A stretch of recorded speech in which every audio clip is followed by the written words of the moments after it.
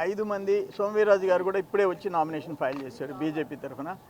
5 మంది మంచి candidate selection జరిగింది.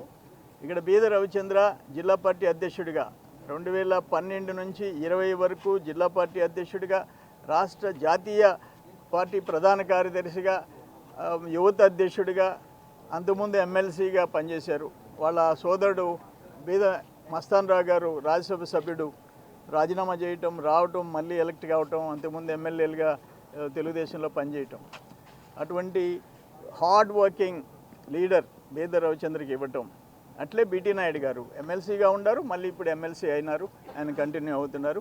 ఆయన కూడా డెడికేటెడ్గా బాబు గారు అక్కడ ఉన్నప్పుడు కూడా ఆ లీగల్ అఫైర్స్ అన్నీ చూసుకుంటూ రాజమండ్రి జైల్లో ఉన్నప్పుడు ఆయన వర్క్ చేశారు, ఆయనకి ఇచ్చారు.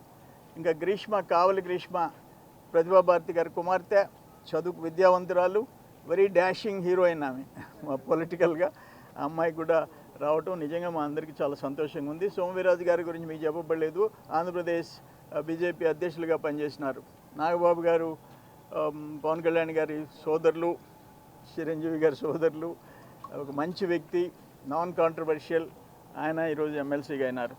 5 మంది మంచి లీడర్స్ ఆ కౌన్సిల్లోకి అడుగు పెడుతున్నారు. సరే, ఇప్పటిదాకా మేమేదో మెజారిటీ ఉండామని చెప్పి వేగుతున్నారు.